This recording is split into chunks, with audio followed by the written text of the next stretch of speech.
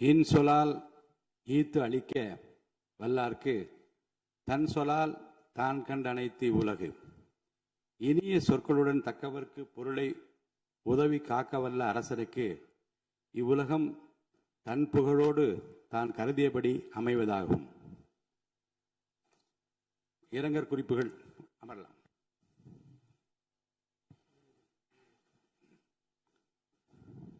இரங்கற் குறிப்புகள்.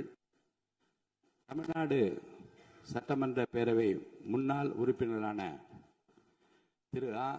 சின்னசாமி அவர்கள் 14/6/2026 அன்றும் திரு வி.எஸ். காளிமுத்து அவர்கள் 29/4/2026 அன்றும் மறைவுற்ற செய்தியினை இப்பேரவைக்கு வருத்தத்துடன் தெரிவித்துக் கொள்கிறேன். திரு ஆ. சின்னசாமி அவர்கள் 2006-2011 ஆண்டுகளில் பேரணாம்பட்டு தொகுதியிலிருந்து தமிழ்நாடு சட்டமன்ற பேரவைக்கு தேர்ந்தெடுக்கப்பட்டு பாராட்டத்தக்க வகையில் பணியாற்றினார்கள். திரு வி.எஸ். காளிமுத்து அவர்கள் 2016-2021 ஆண்டுகளில் தாராபுரம் தொகுதியிலிருந்து தமிழ்நாடு சட்டமன்ற பேரவைக்கு தேர்ந்தெடுக்கப்பட்டு சிறந்த முறையில் பணியாற்றினார்கள். இம்முன்னாள் உறுப்பினரது மறைவால் அவர்களை பிரிந்து வருந்தும் அவரது குடும்பத்தினருக்கு ஆழ்ந்த இரங்கலையும் அனுதாபத்தையும் இப்பேரவையின் சார்பிலும் என் சார்பிலும் தெரிவித்துக் கொள்கிறேன். மறைந்த இப்பெருந்தகைகளுக்கு மரியாதை செலுத்தும் வகையில் மாண்புமிகு உறுப்பினர் அனைவரும் எழுந்து நின்று 2 மணித்துளிகள் அமைதி காக்குமாறு கேட்டுக்கொள்கிறேன்.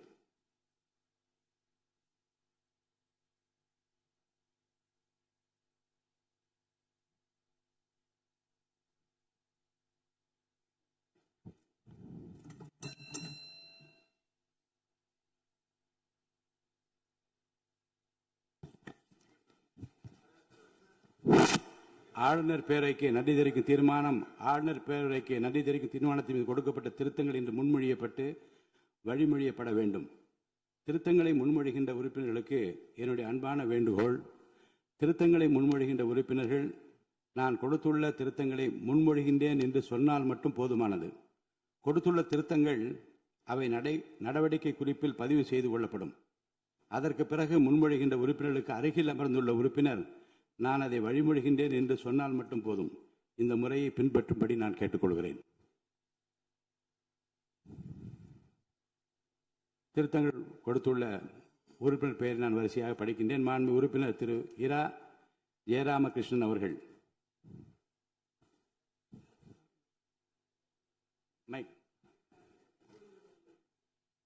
என்னால் கொடுக்கப்பட்ட திருத்தங்களை முன்மொழிகிறேன்.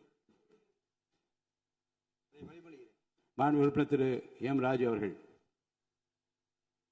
இல்லையா? கொடுக்கப்பட்ட திருத்தங்களை நான் முன்மொழிகிறேன். பக்கத்தில் யாரும் வழிமொழிங்க. மாண்பு உறுப்பினர் திரு மு. திராவிடமணி அவர்கள். நான் கொடுக்கப்பட்ட திருத்தங்களை முன்மொழிகின்றேன். பக்கத்தில் வழிமொழிங்க ஒருத்தர். மாண்பு உறுப்பினர் திரு ச. சிவகுமார் அவர்கள். மாண்புமிகு பேரவைத் தலைவர்களே, நான் கொடுத்த திருத்தங்களை முன்மொழிகிறேன். அதை நான் வழிமொழிகின்றேன். மாண்பு உறுப்பினர் முனைவர் கோவை செழியன் அவர்கள்.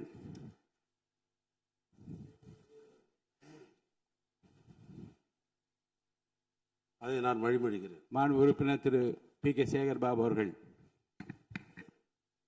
தலைவர் அவர்களே, நான் கொடுத்த திருத்தங்களை முன்மொழிகிறேன். நான் வழிமொழிகிறேன். மாண்பு உறுப்பினர் திரு சிவஸ் வி. மெய்யநாதன் அவர்கள். மாண்புமிகு பேரவைத் தலைவர் அவர்களே, நான் கொடுத்த திருத்தங்களை முன்மொழிகின்றேன். அதை நான் வழிமொழிகிறேன். மாண்பு உறுப்பினர் திரு க. வைத்திலிங்கம் அவர்கள். பேரவைத் தலைவர் அவர்களுக்கு வணக்கம். நான் கொடுத்த திருத்தங்களை முன்மொழிகின்றேன். மாண்பு உறுப்பினர் முனைவர் ஆ. கணேஷ்குமார் அவர்கள். நான் வழிமொழிகிறேன்.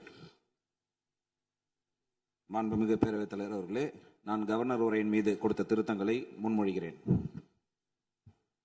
அதை நான் வழிமொழிகிறேன். மாண்பு உறுப்பினர் திரு காதர் பாஷா முத்துராமலிங்கம் அவர்கள்.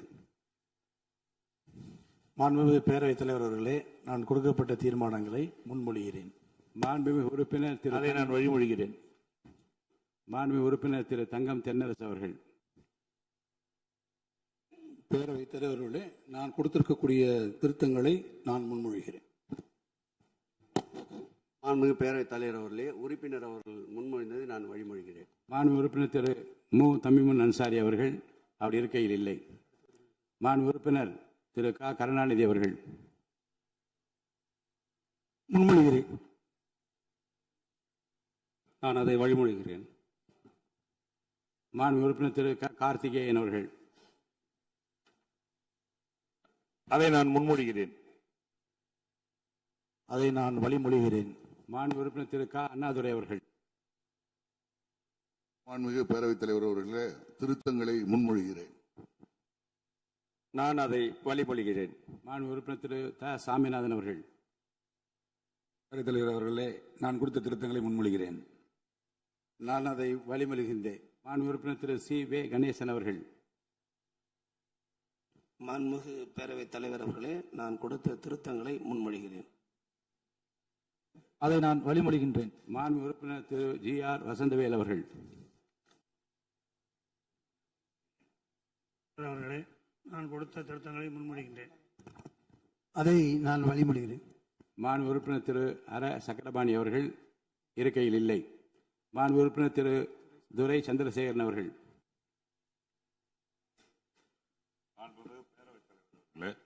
என்னால் கொடுக்கப்பட்ட திருத்தங்களை முன்மொழிகிறேன். அதை நான் வழிமொழிகிறேன். மாண்பு உறுப்பினர் திரு என் அசோக்குமார் அவர்கள்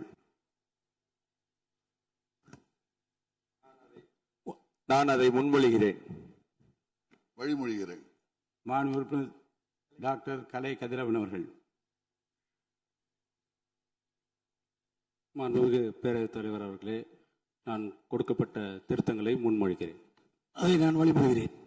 மாண்பு உறுப்பினர் திரு ஐ பி செந்தில்குமார் அவர்கள் மாண்புமிகு பேரவைத் தலைவர் அவர்களே, என்னால் கொடுக்கப்பட்ட திருத்தங்களை நான் முன்மொழிகின்றேன். மாண்புமிகு பேரவைத் தலைவர்களே, வணக்கம். அதை நான் வழிமொழிகிறேன். மாண்பு உறுப்பினர் திரு ஏவா வேலு அவர்கள் மாண்புமிகு பேரவைத் தலைவர்களே, என்னால் கொடுக்கப்பட்ட திருத்தத்தை நான் முன்மொழிகிறேன். பேரவைத் தலைவர்களை வழிமொழிகிறேன். மாண்பு உறுப்பினர் திரு மு அப்துல் வஹாப் அவர்கள் மாண்புமிகு பேரவைத் தலைவர் அவர்களே, என்னால் கொடுக்கப்பட்ட தீர்மானங்களை முன்மொழிகின்றேன். அதை நான் வழிமொழிகிறேன். மாண்பு உறுப்பினர் முனைவர் எம் எச் ஜவஹர்லா அவர்கள் மாண்புமிகு பேரவைத் தலைவர் அவர்களே, மேதகு ஆளுநரின் உரைக்கு நான் கொடுத்த 21 திருத்தங்களை முன்மொழிகிறேன். மாண்புமிகு பேரவைத் தலைவர் அவர்களே, மாண்புமிகு உறுப்பினர் முன்மொழிந்ததை நான் வழிமொழிகிறேன். மாண்புமிகு உறுப்பினர் திரு ஆ குட்டி என்கிற சுதாகர் அவர்கள் பேரவைத் தலைவர் அவர்களே, நான் கொடுத்த தீர்மானத்தை முன்மொழிகிறேன். அதை நான் வழிமொழிகிறேன். மாண்பு உறுப்பினர் திரு அக்ரி எஸ் எஸ் கிருஷ்ணமூர்த்தி அவர்கள் மாண்புமிகு பேரவைத் தலைவர் அவர்களே, மேதகு ஆளுநர் உரையின் மீது நான் கொடுத்துள்ள திருத்தங்களை முன்மொழிகின்றேன். மாண்புமிகு பேரவைத் தலைவர் அவர்களே, அதை வழிமொழிகிறேன். ஆளுநர் பேருரைக்கு நன்றி தெரிவிக்கும் தீர்மானத்தின் மீதான விவாதத்திற்கு பதிலுரை மாண்புமிகு முதலமைச்சர் அவர்கள்.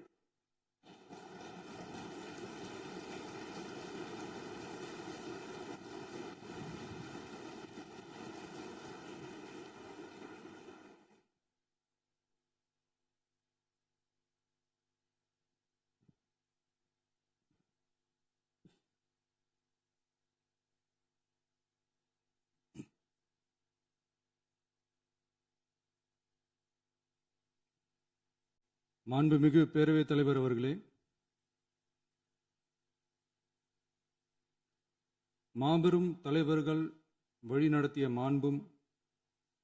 மாபெரும் வரலாற்று சிறப்பு கொண்ட இந்த சட்டமன்ற பேரவையின் 17வது சட்டமன்ற பேரவைக்கு நம்மையும் நம்ம தமிழக வெற்றி கழகத்தை சார்ந்த சட்டமன்ற உறுப்பினர்களையும் தேர்ந்தெடுத்து அனுப்பின நிரந்தரமாக என் நெஞ்சில் குடியிருக்கும் தாயன்புமிக்க தமிழக மக்கள் அனைவருக்கும் என்னுடைய மனப்பூர்வமான நன்றிகள். 17வது சட்டமன்ற கூட்டத்தொடரின் முதல் ஆளுநர் உரையின் மீதான நன்றி தெரிவிக்கும் தீர்மானத்திற்கு பதிலுரை வழங்க வாய்ப்பளித்த மாண்புமிகு பேரவைத் தலைவருக்கு நம் வணக்கத்தை தெரிவித்துக் கொள்கிறோம். மாண்புமிகு பேரவைத் தலைவர் அவர்களே, இந்த 17வது மாமன்றத்தில் அதிகப்படியான 12 கட்சிகளை சேர்ந்த பிரதிநிதிகள் தேர்ந்தெடுக்கப்பட்டிருக்கும். நாம கொள்கை ரீதியாகவும் நிலைப்பாடு ரீதியாகவும் வேறுபட்டு இருந்தாலும் மக்கள் பணி செய்வதுதான் நம்ம எல்லாருக்கும் பிரைமரியா இருக்கிற ஒரே எய்ம். அந்த வகையில தான் நம்ம எல்லாருமே நம்ம மக்களால் அங்கீகரிக்கப்பட்டு சட்டமன்றத்திற்கு வந்திருக்கிறோம். அதனால நாம கருத்தால் வேறுபட்டாலும் மக்கள் சேவை என்ற நோக்கத்துல நம்ம மாநிலம் சார்ந்த விஷயங்கள்ல நாம எல்லாரும் ஒன்றிணைந்து பயணிச்சா நம்ம தமிழ்நாடு என்னைக்கும் எதிலையும் முதன்மை மாநிலமாக திகழும். ஆளுநர் உரைக்கு நன்றி தெரிவிக்கும் தீர்மானத்தில் பேசின மாண்புமிகு உறுப்பினர்களுக்கு நன்றி. எதிர்த்து பேசினாதான் எதிர்கட்சின்னு ப்ரூவ் பண்ண முடியும்னு நினைச்சுக்கிட்டு பேசின எதிர்கட்சியை சேர்ந்த எதிர்கட்சி தலைவர் உள்ளிட்ட மாண்புமிகு உறுப்பினர்களுக்கும் வணக்கமும் நன்றியும். பதிலுரை வழங்குற அதே நேரத்தில் நம்மளை சட்டமன்ற உறுப்பினராக தேர்ந்தெடுத்த பெரம்பூர் தொகுதி மக்களுக்கு நம்மளோட நெஞ்சார்ந்த நன்றிகள். அதே மாதிரி ராஜினாமா பண்ணிட்டாலும் நம்மளை தேர்ந்தெடுத்த திருச்சி கிழக்கு மக்களுக்கும் இந்த மன்றத்தில் நம்மளோட நன்றியை பதிவு செய்கிறோம். அப்புறம் நம்மளோட அரசியல் பயணத்தை பற்றியும் கொஞ்சம் பதிவு செய்ய விரும்புகிறோம். நாம் ஏதோ ஷூட்டிங்லேருந்து நேராக வந்து சிஎம் ஆன மாதிரியே சில பேர் ஒரு இமேஜ் கிரியேட் பண்ணுறாங்க. அவங்களுக்கு அவங்க ஆசைப்படுற லாங்குவேஜ்லேயே சொல்கிறோம், அது வெறும் ரீல் தான், ரியல் கிடையாது. ஒரு சாதாரண நடிகனாக தான் நம்ம கெரியர் தொடங்குச்சு. அப்புறம் அப்படியே சின்சியராக உழைச்சி மேலே வந்தோம்.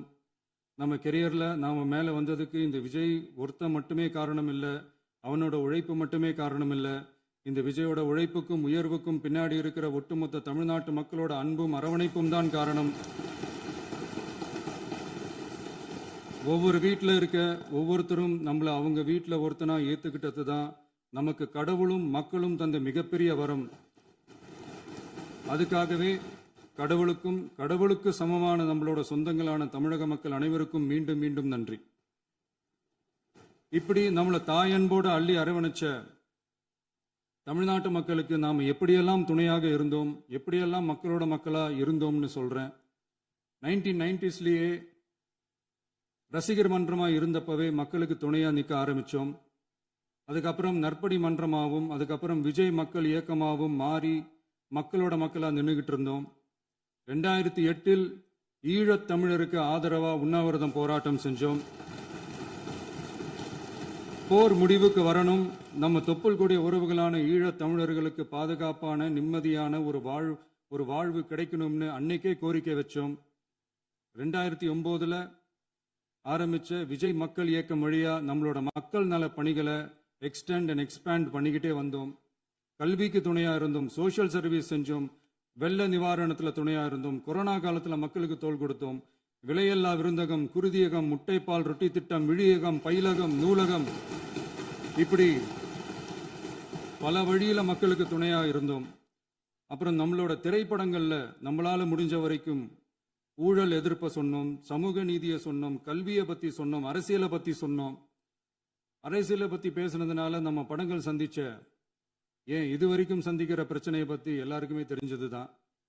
இது மட்டும் இல்லாம 2011 நாகப்பட்டினத்தில் மீனவர் பிரச்சனைகளுக்கு ஆதரவாக ஒரு பெரிய பொதுக்கூட்டம் நடத்தினோம். மீனவர்கள் மீதான தாக்குதலை கண்டிச்சு பேசி அதில் நம்மளோட எதிர்ப்பை பதிவு செஞ்சோம். 2017 ஜல்லிக்கட்டு போராட்டத்தில் தமிழர் பண்பாட்டு உரிமைக்கான நம்மளோட ஆதரவை தெரிவித்தோம். 2018 ஸ்டெர்லைட் போராட்டம், துப்பாக்கி சூட்டில் பாதிக்கப்பட்ட நம்ம சொந்தங்களை நேரில் சந்திச்சு ஆறுதல் சொன்னோம். 2021 உள்ளாட்சி தேர்தலில் விஜய் மக்கள் இயக்க வேட்பாளர்கள் போட்டியிட்டு ஜெயிச்சாங்க. கல்வி விருது விழா நடத்தி சிறந்த மதிப்பெண் பெற்ற மாணவ மாணவிகளுக்கு ஊக்கத்தொகையும் பரிசும் கொடுத்தோம். 2024 தமிழக வெற்றி கழகத்தை ஆரம்பிச்ச உடனேயே CAA-வை எதிர்த்து அறிக்கை விட்டோம். அரசியல் கட்சி ஆரம்பிச்சு விழுப்புரம் மாவட்டத்தில் விக்கிரவாண்டியில் நம்மளோட முதல் மாநில மாநாட்டிய வெற்றி கொள்கை திருவிழாவை நடத்தினோம். தந்தை பெரியார், பெருந்தலைவர் காமராஜர், அண்ணல் அம்பேத்கர், வீரமங்கை வேலுநாச்சியார், மக்கள் சேவகர் அஞ்சலை அம்மாள்னு நம்மளோட 5 கொள்கை தலைவர்கள் அறிவிச்சோம். இந்தியாவிலே 2 பெண் ஆளுமைகளை கொள்கை தலைவர்கள் அறிவிச்ச ஒரே கட்சி நம்ம டிவிக்கு மட்டும்தான் என்ற பெருமையோடு அறிவிச்சோம். பெரியார் சொன்ன மாதிரியே அவர் சொன்னதுல நமக்கு ஏற்புடையதை மட்டும் எடுத்துக்கிட்டோம். அவரோட கடவுள் மறுப்பு கொள்கையில நமக்கு உடன்பாடு இல்லைன்னு ஓப்பனா அறிவிச்சோம். நமக்கு கடவுள் நம்பிக்கை உண்டுன்னு அறிவிச்சோம். யாரோட நம்பிக்கைக்கும் நாம் எதிரானவங்க இல்லைன்னு தெளிவா அறிவிச்சோம். பெண் கல்வி, பெண்கள் முன்னேற்றம், சமூக சீர்திருத்தம், சமூக நீதி, இப்படி பெரியாரோட கருத்துக்களை நிறையவே ஏத்துக்கிட்டோம்னு அறிவிச்சோம். அண்ணல் அம்பேத்கரோட சம வாய்ப்பு, சமநீதி, சமத்துவத்தை ஃபாலோ பண்ணுவோம்னு அறிவிச்சோம். பெருந்தலைவர் காமராஜரோட மதச்சார்பின்மையை ஏத்துக்கிட்டதோட அவரோட நேர்மையான நிர்வாகத்தையே ஒரு கொள்கையா ஏத்துக்கிட்டோம்னு அறிவிச்சோம். வீரமங்கை வேலு நாச்சியாரோட மண் மீட்பையும் சமூக நல்லிணக்கத்தையும் பின்பற்றுவோம்னு அறிவிச்சோம். மக்கள் சேவகர் அஞ்சலை அம்மாளோட விடுதலை வேட்கையையும் மக்களோட வாழ்வாதாரத்துக்காக உறுதியாக நிற்கிறதையும் பின்பற்றுவோம்னு சொன்னோம். எல்லாருக்கும் எல்லாமும் கிடைக்கணும், எம் மதமும் நம் மதம்னு சொல்லி மதச்சார்பற்ற சமூக நீதி தான் நம்ம கொள்கைன்னு அறிவிச்சோம். நம்ம கொள்கை எதிரி யாரு, அரசியல் எதிரி யாருன்னு ஓப்பனா அறிவிச்சோம். எல்லாத்துக்கும் மேல பிறப்புக்கும் எல்லா உயிருக்கும்ன்றத நம்மளோட அடிப்படை அரசியல் கோட்பாட்டா அறிவிச்சுட்டு தான் அரசியலுக்கே வந்தோம். நம்ம மதுரை மாநாட்டில் நம்மளோட தேர்தல் அரசியல் மற்றும் ஆட்சி அதிகார அரசியல் வழிகாட்டியா அறிஞர் அண்ணாவையும் புரட்சி தலைவர் எம்ஜிஆரையும் ஏத்துக்கிட்டதா அறிவிச்சோம். அப்புறம் இன்னனையும் நாம இங்க பதிவு செஞ்சே ஆகணும். எல்லாரும் கட்சி ஆரம்பிச்சுட்டு தான் ஒவ்வொரு வீட்டுக்குள்ளேயும் போவாங்க. ஆனா நாம ஒவ்வொரு வீட்டுக்குள்ளேயும் போனதுக்கு அப்புறம் தான் கட்சியவே ஆரம்பிச்சிருக்கிறோம். ஒவ்வொரு வீட்டில் ஒவ்வொருத்தரும் நம்மள அவங்க பிள்ளையா, மகனா, அண்ணனா, தம்பியா ஏத்துக்கிட்டதும் இயல்பா நடந்துச்சு. தமிழ்நாட்டு மக்களோட மனசுக்குள்ள போறதுக்கு நாம பட்ட பாடு நமக்கு மட்டும்தான் தெரியும். இதெல்லாம் புரிஞ்சாலும் புரியாத மாதிரி இருக்கிறவங்க தான் நம்மள நடிகன் என்று சொல்லியும் நம்ம கட்சிய நடிகன் கட்சின்னு சொல்லியும் சில நக்கல் நையாண்டி இதெல்லாம் பேசுவாங்க. அதை பத்தி நமக்கு கவலை இல்லைன்னு. இப்படி நம்ம அரசியல் பயணம் ரொம்ப டிரான்ஸ்பரண்டா தான் ஆரம்பிச்சிருக்கு. இந்த 2026 தேர்தலில் கூட்டணியே இல்லாமல் தனியா நின்னோம். மக்கள் நம்மளை தெளிவா புரிஞ்சுக்கிட்டதாலையும் நம்ம டிவிகே தோழர்களோட உழைப்பாலையும் நாம 35% வாக்குகளை வாங்கினோம். 1,72,00,000 வாக்குகளோட தமிழ்நாட்டிலேயே தனி பெரும் கட்சியா வந்தோம். தமிழக மக்களாலையும் நம்மளோட ஆதரவு இயக்கங்களாலையும் இதோ இன்னைக்கு இங்க நம்ம டிவிகே ஆளும் கட்சியா உட்கார்ந்துருக்கிறோம். இந்த ஆளும் கட்சியா ஆனதும் அவ்வளவு சாதாரணமாலாம் நடந்துடல. 2.25 வருஷத்துல ஆட்சிக்கு வந்துட்டீங்கன்னு ரொம்ப கிண்டலா கேலியா சிலர் பேசுறாங்க. எங்களோட இந்த 2.25 வருஷ டிராவல்ல எவ்வளவு வலியும் வேதனையும் இருக்குது. நம்மளோட மக்கள் சந்திப்புக்கே அவ்வளவு இடையூறு, அவ்வளவு தடைகள், ஊர் உலகத்துல யாருக்கும் இல்லாத ஒன்னா நமக்கு மட்டுமேன்னு தனியா ஸ்பெஷலா எக்ஸ்க்ளூசிவா நிறைய நிபந்தனைகள், நெருக்கடிகள், கட்டுப்பாடுகள், நம்மளை சந்திக்க வர்ற மக்களுக்கு சரியான பாதுகாப்பு இல்லாம, நம்ம கூட்ட நிகழ்ச்சிக்கு போதுமான பாதுகாப்பு இல்லாமன்னு இன்னும் வெளியே சொல்ல முடியாத நிறைய சூழ்ச்சிகள் எல்லாத்தையும் தாண்டி தான் நாம் இந்த இடத்துக்கு வந்திருக்கிறோம். But still miles to go. நம்ம டிராவல்ல எல்லாத்துக்கும் உச்சமா நம்மளோட சொந்தங்கள், நம்மளோட உறவுகள், 41 பேர் கரூர் சம்பவத்தில் இழந்த வேதனை எல்லாம் எப்படி சொல்றதுனே தெரியல. நம்ம மனசை விட்டு என்னைக்கும் அந்த வலியும் வேதனையும் நீங்கவே நீங்காது. அதுலயும் நம்ம மேலேயே பழி போட்ட கொடுமையெல்லாம் இருக்கும் பாருங்க, அதெல்லாம் வேற லெவலுங்க. என்னத்துக்கு அப்படியெல்லாம் செஞ்சாங்கன்னு தெரியல. அரசியல்னா இப்படியெல்லாம் கொடூரமா இருக்கணுமா என்ன? சரி விடுங்க. இந்த விஜய் இவனோட மக்களுக்காக எதையும் தாங்க தயாரா ஆகிட்டான். இவ்வளவு பெயின்ஃபுல்லான நம்ம பொலிட்டிக்கல் டிராவல்ல நம்மளோட மிகப்பெரிய ஆறுதலும் பலமும் என்ன தெரியுமா? என் நெஞ்சில் குடியிருக்கும் என்னோட தமிழ்நாட்டு மக்களும், என் உயிருக்கு உயிரான என்னோட தோழர்களும் தான். அவங்களோட பலத்தால தான். அன்னைக்கு 1967 முன்னாள் முதல்வர் மாண்புமிகு அறிஞர் அண்ணா அவர்கள் தலைமையில் அமைஞ்ச சாமானியர்களோட ஆட்சி மாதிரி, 1977 முன்னாள் முதல்வர் மாண்புமிகு புரட்சி தலைவர் எம்ஜிஆர் அவர்கள் தலைமையில் அமைஞ்ச மிக சாமானியர்களோட ஆட்சி மாதிரி, இதோ இன்னைக்கு அதே வரிசையில 2026 சட்டமன்ற தேர்தலில் இந்த விஜயோட தோழர்கள் இடம்பெற்ற ஒரு மிக மிக சாமானியர்களின் ஆட்சி அமைஞ்சிருக்கு. வாகை சூடும் வரலாறு திரும்பி இருக்கிறது. இப்படி ஒரு தீர்ப்பை மக்கள் அளிச்சதுனால தான் தமிழக வரலாற்றில் ஒரு மகத்தான கூட்டணி ஆட்சியை நாம் அமைச்சிருக்கிறோம். இளைஞர்களால என்ன செய்ய முடியும், பெண்களால என்ன செய்ய முடியும்னு கேட்டவங்களுக்கான பதில் தான் இன்னைக்கு அமைஞ்சிருக்கிற நம்ம ஆட்சி. ஒரே ஒரு குடும்பம் மட்டும் முக்கியம்னு சொல்றது நம்மளோட ஆட்சி அதிகார அரசியல் இல்ல. தமிழ்நாட்டில் இருக்கிற ஒவ்வொரு குடும்பமும் முக்கியம்னு சொல்றது தான் நம்ம அரசியல். நம்மளோட ஆட்சி அதிகாரம் அதான் நம்மளோட மனசாட்சி உள்ள மக்களாட்சி. இந்த 2026 தேர்தலில் யாராலும் உடைக்கவே முடியாதுன்னு சொன்ன மதத்தை உடைச்சோம், சாதியை உடைச்சோம், முக்கியமா காசு கொடுத்து ஓட்டு வாங்குற ஒரு நச்சு கலாச்சாரத்தையே சுக்கு நூறா தூள் தூளா உடைச்சிருந்தோம். நாம கிளீன் கவர்னன்ஸ் அண்ட் குட் கவர்னன்ஸ்ல உறுதியா இருக்கிறோம். இப்ப மட்டும் இல்ல, எப்பவுமே இப்படிதான் இருப்போம். இதுல 100% இது உண்மைன்றதுனால தான் பாரம்பரியமான தினத்தந்தி பத்திரிகை ஊழலின் ஊற்றுக்கண் அடைக்கப்படுகிறதுன்னு 16/6/2026 அன்னைக்கு ஒரு தலையங்கமே எழுதியிருக்கு. ஒரு தவறு செய்தால் அது தெரிந்து செய்தால் அவன் தேவன் என்றாலும் விடமாட்டேன் என்று எம்ஜிஆர் அன்று பாடினார். அதை இன்று விஜய் செயலில் காட்டுகிறார்னு அந்த எடிட்டோரியல்ல எழுதியிருக்கு. இந்த நேரத்தில் தினத்தந்திக்கு நம்மளோட நன்றியை தெரிவிச்சுக்கிறோம். அரசியலுக்கு வந்து 2 வருஷம் தான் ஆகுது. உங்களுக்கு என்ன தெரியும், உங்களால என்ன முடியும்னு கேலியா கேட்டவங்களுக்கு தினத்தந்தியோட பதிலை இப்போதைக்கு போதும்னு நினைக்கிறேன். என்னென்னமோ செய்வான்னு சொல்றானே இந்த விஜய், பல வருஷமா இருக்கிற ஒரு பதவி வெறி பிடிச்ச அரசியலை உடைச்சி எப்படி செய்வான்னு நம்ம மக்களை யோசிச்சிருவாங்க. இதோ இப்போ நம்ம மக்களுக்கு புரிஞ்சிருக்கும். இப்பவும் சொல்றோம், இது வெறும் ஆரம்பம் தாங்க. இந்த மாபெரும் சபையிலிருந்து கேட்கிற மக்களே, நமக்கு கொஞ்சம் அவகாசம் கொடுங்க. இதுக்கு முன்னாடி, அதாவது 2017 கடைசியில இருந்து 2026 ஏப்ரல் வரைக்கும் இருந்த புண்ணியவான்கள் ஆட்சியில ஒவ்வொரு டிபார்ட்மெண்ட்லயும் போட்ட ஏராளமான ஓட்டைகளை அடைச்சிக்கிட்டே படிப்படியா மக்களுக்கு நல்லதையும் செஞ்சுக்கிட்டே வருவோம். அதனாலதான் நமக்கு எதிரா யாரோ சேரவே மாட்டாங்கன்னு நினைச்சவங்க எல்லாம் ஒன்னா சேர்றாங்க. நம்ம ஆட்சிக்கு டேட்டு குறிக்கிறாங்க.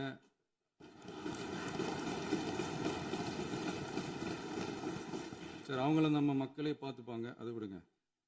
நாம ஆட்சிக்கு வந்து சரியா 40 நாள் ஆகுது. அதுக்குள்ள என்ன செஞ்சீங்கன்னு கேட்கிறாங்க. ஒரு லிஸ்ட் ஒன்று சொல்றேன் கேளுங்க. பெண்கள் பாதுகாப்புக்காக சிங்கப்பெண் சிறப்பு படை, 200 யூனிட் வரை கட்டணமில்லா மின்சாரம், போதைப் பொருள் ஒழிப்புக்காக தனிப்படை, குறுவை நெல் சாகுபடியை ஊக்குவிப்பதற்காக 134.83 கோடி சிறப்பு தொகுப்பு திட்டம், வழிபாட்டு தலம், ஸ்கூல், பஸ் ஸ்டாண்டுன்னு அதுக்கு பக்கத்தில் இருக்கிற 717 மதுபான கடைகள் மூடப்பட்டன. அங்க வேலையில் இருந்தவர்களுக்கு வேறு கடைகளில் வேலை, கவனிக்கப்படாமல் விடப்பட்ட அம்மா உணவகங்கள் புதுப்பிக்கப்பட்டன. பத்திரப்பதிவு துறையில் பகல் கொள்ளைக்கு ஃபுல் ஸ்டாப் வைக்கப்பட்டுள்ளது. வருகையில்லா ஆவணப்பதிவு முறை கொண்டுவர உத்தேசிக்கப்பட்ட செயல்பாட்டில் உள்ளது. அரசு மற்றும் தனியார் மருத்துவமனையில் ஸ்கேன் மையங்களில் கருவுறுவதற்கு முன் மற்றும் பின் ஏற்படும் தவறுகளை கண்காணிக்கவும், மருத்துவ நிறுவனம் முறைப்படுத்தும் சட்ட விதிகள் பின்பற்றப்படுகிறதா என கண்காணிக்கவும், மருத்துவ மற்றும் ஊரக பணிகள் இயக்கத்தின் பயன்பாட்டிற்காக 40 புதிய வாகனங்கள் வழங்கப்பட்டுள்ளது. கூட்டுறவு வங்கியின் ஏழை எளிய மக்கள் வாங்கிய கடனுக்கு முதல் முத்தாய்ப்பாக ரூபாய் 2045 கோடி தள்ளுபடி வழங்கி ஆணையிடப்பட்டுள்ளது. ஒன்றிய அரசிடம் கேட்டுக்கொண்டதற்கிணங்க கடந்த 2 வருடமாக நிறுத்தி வைக்கப்பட்ட இருந்த ஜல் ஜீவன் மிஷன் திட்டம் புதுப்பிக்கப்பட்டு ஜல் ஜீவன் மிஷன் திட்டம் 2.0 நடைமுறைக்கு கொண்டு வரப்பட்டுள்ளது. 18,500 கோடி அளவில் உறுதியளிக்கப்பட்ட காஞ்சிபுரம் மாவட்டத்தில் மைய விரிவாக்க திட்டம், கோயம்புத்தூரில் மின்னணு பொருட்கள் மற்றும் மின்னணு அமைப்புகள் உற்பத்தி திட்டம் மற்றும் திருவள்ளூர் மாவட்டத்தில் காட்டுப்பள்ளி LNT கப்பல் கட்டும் தளம் விரிவாக்க திட்டத்திற்கு ஒப்பந்தங்கள் போடப்பட்டுள்ளன. அனைத்து நிர்வாக நடவடிக்கைகளும் மின்னணு முறையில் மாற்றம் கொண்டு வர நடவடிக்கை எடுக்கப்பட்டு வருகிறது. சட்டவிரோத கல்குவாரி மற்றும் அனுமதியின்றி கனிமங்களை எடுத்துச் செல்வது தடுக்கப்பட்டுள்ளது. பல்வேறு குவாரிகள் சீல் வைக்கப்பட்டுள்ளன. கனிமங்களை கண்காணிப்பது, எல்லைகளை நிர்ணயிப்பது மற்றும் ஆளில்லா விமானம் மூலம் அளவீடு செய்வது போன்றவற்றை செயல்படுத்துவதற்கான பணிகள் மேற்கொள்ளப்பட்டு வருகின்றன. அனைத்து துறைகளிலும் அலுவலர் தலையீடு இல்லாமல் லஞ்ச லாவண்யமற்ற தமிழகத்தை உருவாக்க அனைத்து நடவடிக்கைகளும் முடுக்கிவிடப்பட்டுள்ளது. இதெல்லாம் சாம்பிள் தான், இன்னும் இருக்கு. இந்த வெறும் 40 நாளுக்குள்ளேயே இவ்வளவு செஞ்சிருக்கோம்னா இனி வர்ற நாட்கள்ல கொஞ்சம் கொஞ்சமா படிப்படியா ஸ்டெடியா உழைச்சி லஞ்சலாவணம் இல்லாத ஊழல் இல்லாத பெண்களுக்கு பாதுகாப்பான சுதந்திரமான டிரான்ஸ்பரண்டான தமிழ்நாட்டை நம்ம சொந்தங்களான தமிழக மக்களுக்கு தர்றது தான் நம்மளோட ஒன் அண்ட் ஒன்லி டார்கெட். கண்டிப்பா அதை நிறைவேற்றியே காட்டுவோம். 8 கோடி மக்கள் நம்மளோட இருக்கிறப்போ ஏங்க அதை செய்ய முடியாது? மாண்புமிகு பேரவைத் தலைவர் அவர்களே, தமிழ்நாட்டின் கருவூலம் எப்படி திசை மாறி உருமாறி தேய்ந்து ஓய்ந்து கிடக்கிறதுன்னு சொன்னாங்க. திசை மாறி உருமாறி தேய்ந்து ஓய்ந்துன்னு வசனம் மாதிரி ரைமிங்கா இல்லாம வளமான இலக்கியமா இதே சபையில பேசினவங்களோட திறமையான ஆட்சியில நடந்த நிதி மேலாண்மையை பத்தி வெள்ளை அறிக்கையா வெளியிட்டோம். வெள்ளை அறிக்கை வந்ததிலிருந்தே கண்ணை கட்டுதுங்க. அந்த காலத்துல தான் பிள்ளையோ பிள்ளை தொல்லையோ தொல்லைன்னு சொன்னாங்க.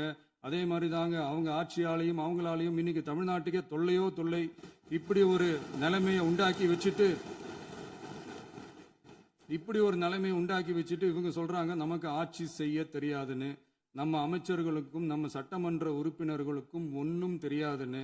ஆமாங்க, எங்களுக்கு தெரியாதுதான். எங்க சட்டமன்ற உறுப்பினர்களுக்கும் அமைச்சர்களுக்கும் மக்கள் பணி செய்ய தெரிஞ்ச அளவுக்கு மக்கள் பணத்தை சுருட்ட தெரியாதுதான்.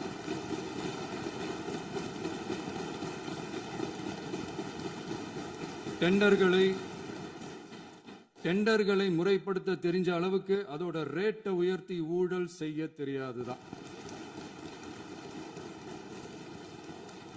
பதவி உயர்வு வழங்கவும் பணி இடமாற்றம் கலந்தாய்வு நடத்தவும் தெரியுமே தவிர பதவி உயர்வுக்கும் பணியிட மாற்றத்திற்கும் பணம் பறிக்க தெரியாதுதான்.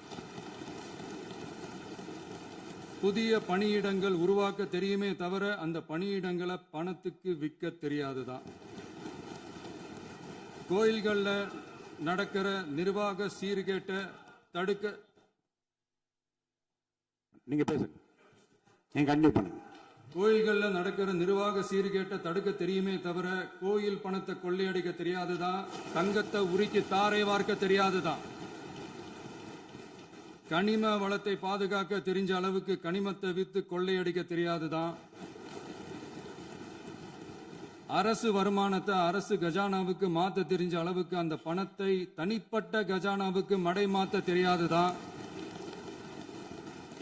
போதை கலாச்சாரத்தை தடுக்க தெரிஞ்சவங்களுக்கு போதை கலாச்சாரத்தை வளர்க்க தெரியாதுதான்.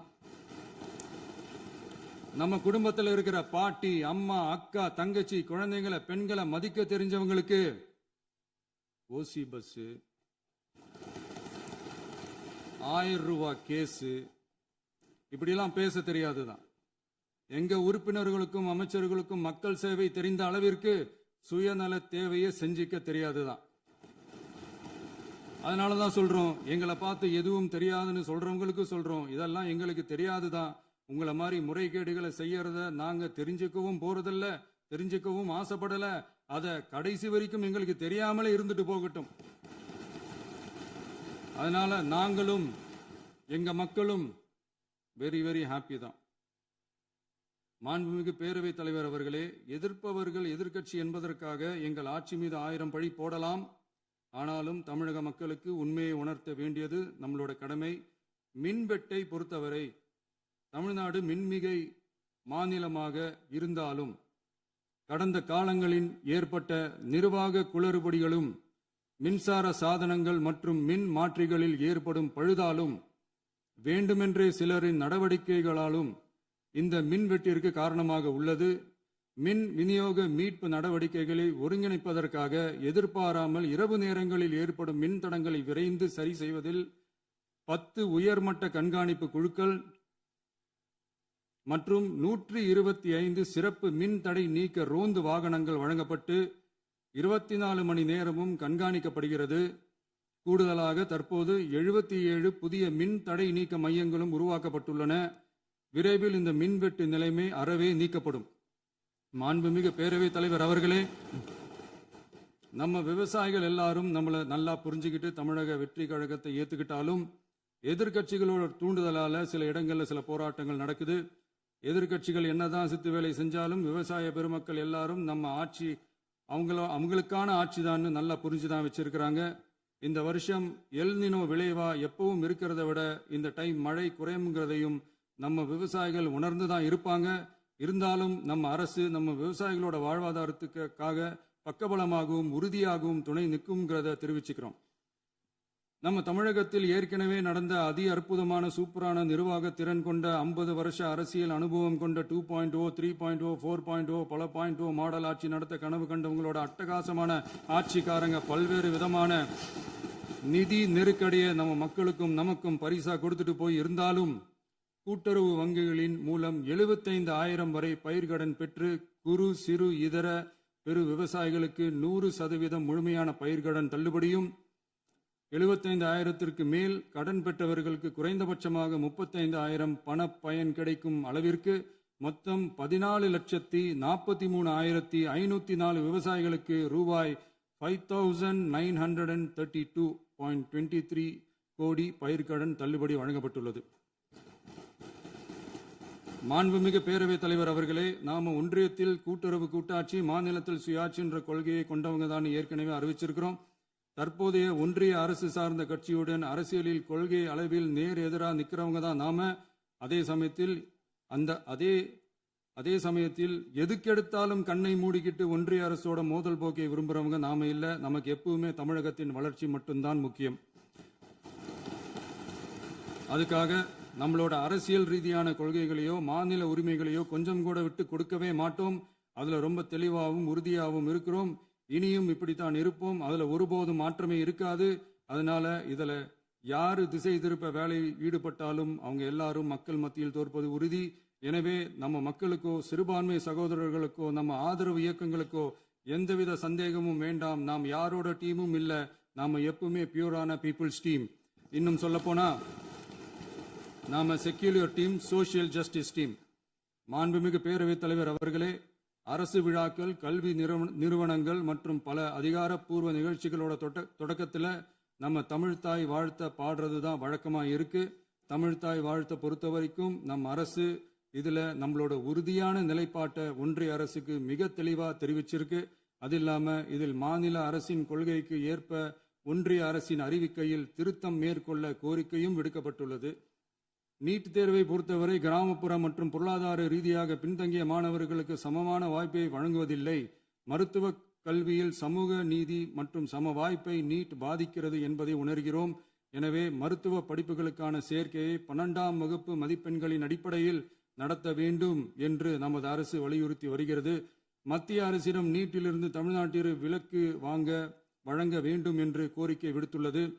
மாண்புமிகு பேரவைத் தலைவர் அவர்களே, பேரறிஞர் அண்ணா அவர்கள் தலைமையிலான அரசு 1968இல் இருமொழி கொள்கையை நடைமுறைப்படுத்தியது. தமிழ் ஆட்சி மொழி, தமிழ் மொழியை பாதுகாப்பது, மாணவர்களுக்கு ஆங்கிலத்தின் மூலம் உலக அளவிலான வாய்ப்புகளை வழங்குவது, எந்த ஒரு மொழியையும் கட்டாயமாக திணிப்பதை தவிர்ப்பது மற்றும் எதிர்ப்பது, நிலத்தின் மொழி மற்றும் பண்பாட்டு அடையாளத்தை பேணுவது என்பதை நம் தமிழக வெற்றிக் கழக ஆட்சி ஏற்றுக்கொண்டுள்ளது. எனவே தமிழ்நாட்டில் தமிழ் ஆட்சி மொழி மற்றும் இருமொழி கொள்கை என்பதில் நமக்கு மாற்று கருத்தே இல்லை. மாண்புமிகு பேரவைத் தலைவர் அவர்களே, கடந்த 11/6/2026 அன்று நடந்த நிதி ஆயோக் கூட்டத்தில் தமிழ்நாடு அரசின் சார்பாக கலந்து கொண்டு வறுமையற்ற தமிழ்நாடு இயக்கம் உருவாக்க தேவையான நிதியையும், தமிழ்நாட்டுக்கு 2 எய்ம்ஸ் மருத்துவமனைகளை தருமாறும், மருத்துவம் மற்றும் பல் மருத்துவ படிப்பிற்கு 12ஆம் வகுப்பு மதிப்பெண் அடிப்படையில் இடங்களை நிரப்புதல் குறித்தும், செயற்கை நுண்ணறிவு தொடக்க நிறுவன வளர்ப்பு மையங்கள் தமிழ்நாட்டில் அமைக்கவும், இளைஞர் திறன் மற்றும் வேலைவாய்ப்பு இயக்கம் செயல்படுத்த வேண்டியும், பெண்கள் தலைமையிலான வளர்ச்சி குறித்தும், மீனவ சமுதாயங்களின் வாழ்வாதாரம் மற்றும் மீன்பிடி படகுகள் மற்றும் மீனவர்களை விடுவித்தல் குறித்து நிரந்தர நடவடிக்கை எடுக்க வேண்டியும், காலநிலை தாங்கும் தன்மை பெருந்திட்டம் 2045இல் கீழ் விண்வெளி உற்பத்தி மையத்தை தேசிய விண்வெளி உற்பத்தி மையமாக அறிவிக்க கோரியும், தமிழ்நாட்டில் சாலை போக்குவரத்து, நெடுஞ்சாலை மற்றும் ரயில்வே அமைச்சகத்தின் மேம்பாட்டு குறித்தும், அனைத்து கிராமங்களையும் டிஜிட்டல் இணைப்பு வசதி ஏற்படுத்துதல் குறித்தும், கூட்டு குடிநீர் திட்டம் தொடரவும், அரசின் விழாக்களில் தமிழ்தாய் வாழ்த்துக்கான முதலிடத்திற்கான கோரிக்கையும், மேகதாது அணை கட்டுமான நிறுத்தத்தை உறுதிப்படுத்தவும், மாநிலத்தின் மீது மும்மொழி கொள்கையை வற்புறுத்தாமல் புதிய கல்விக் கொள்கையை திணிக்காமல் தமிழகத்திற்கான கல்வித் தொகை ரூபாய் 3,284 கோடியை விடுவிக்க கோரியும், ஆண்டுதோறும் 5 லட்சம் இளைஞர்களுக்கு உதவித் தொகையுடன் கூடிய பணியினை தொழில்நுட்ப பயிற்சி வழங்க ஒத்துழைப்பு வழங்குமாறும், ஒகேனக்கல் 3ஆம் கட்ட கூட்டு குடிநீர் திட்டத்திற்கான நிதி ரூபாய் 2283.40 விடுவிக்கவும், வேலை வாய்ப்பு மற்றும் வாழ்வாதாரத்துக்கான உத்தரவாத திட்டத்தின் கீழ் வேலை வாய்ப்புகளை உருவாக்க உடனடி நடவடிக்கை மேற்கொள்ள வேண்டியும் மற்றும் திருக்குறளை தேசிய இலக்கியமாக அறிவிக்குமாறும் தமிழ்நாடு சார்பில் பேசியுள்ளோம் என்பதை தெரிவித்துக் கொள்கிறோம். மாண்புமிகு பேரவைத் தலைவர் அவர்களே, அண்டை மாநிலங்களுடனான நட்புறவு ஒரு மாநிலத்தின் வளர்ச்சிக்கும் நாட்டின் ஒற்றுமைக்கும் மிகவும் அவசியமானது. தமிழ்நாடு தனது அண்டை மாநிலங்களுடன் நதி நீர் பங்கீடு, பொருளாதாரம், கல்வி, கலாச்சாரம் மற்றும் போக்குவரத்து துறைகளில் நல்லுறவை பேணி வருகிறது. பரஸ்பர மரியாதை, ஒத்துழைப்பு மற்றும் கூட்டாட்சி தத்துவத்தின் அடிப்படையில் அண்டை மாநிலங்களுடனான நட்புறவை வலுப்படுத்தவும் நமது ஆட்சியில் காக்கப்படுகிறது. மாண்புமிகு பேரவைத் தலைவர் அவர்களே, சட்டம் ஒழுங்கை பற்றி பேச்சு வந்தது. சட்டம் ஒழுங்கு சரியா இருக்கணும் அப்படின்றதுல எங்களுக்கு மாற்று கருத்தே கிடையாது. கண்டிப்பாக லா அண்ட் ஆர்டர் கரெக்டாக இருக்கணும், கரெக்டாக இருக்கும், இருக்க வைப்போம். அதே மாதிரி பெண்கள் பாதிக்கப்படுறதையும் இங்கே யாராலையும் சகிச்சிக்கவே முடியாது. அதுக்கான கடுமையான நடவடிக்கைகள் நம்ம அரசு எடுத்துக்கிட்டு இருக்கிறோம். இந்த சிங்கப்பெண் சிறப்பு அதிரடி படை கூட அதுக்கான ஒரு ஃபர்ஸ்ட் ஸ்டெப் தான். அதே மாதிரி இந்த போதைப் பொருள் நடமாட்டம் அதை கண்ட்ரோல் பண்ணுறதுக்கும் நம்ம அரசு கடுமையான நடவடிக்கைகள் எடுத்துக்கிட்டு இருக்கிறோம். அதையும் கண்டினியூ பண்ணி எடுப்போம். மாண்புமிகு பேரவைத் தலைவர் அவர்களே, இப்போ நான் சொன்ன இந்த பிரச்சனைகள்லாம் 2026 போன மாதம் மே மாதம் 10ஆம் தேதி புதுசாக வந்துடல. இதெல்லாம் பல வருஷமா இருக்கிற பிரச்சனைகள் தான், பல வருஷமா கண்டுக்காம விட்ட பிரச்சனைகள் தான். இன்னைக்கு எதிர்கட்சிக்காரங்க அதை பற்றி கேட்கும் போது எனக்கு அது அக்கறையா தெரியல, அவதூறு அரசியலாக தான் தெரியுது, பழி போடுற அரசியலாக தான் தெரியுது. இப்படி அவதூறு பழி போடுறவங்கள பார்த்து ஒன்று தான் கேட்கணும்னு தோணுது. கடந்த 9-10 மாசமா நம்ம ஸ்டேட்ல சட்டம் ஒழுங்கு டிஜிபியே இல்லை. சட்டம் ஒழுங்கு டிஜிபியை போடுங்கன்னு சொல்லி எல்லாம் ஓஞ்சி போயிட்டோம். போன ஆட்சியில் நடந்ததுக்கெல்லாம் இப்பதான் விடையே கண்டுபிடிக்கிறோம் நம்ம ஆட்சியில்.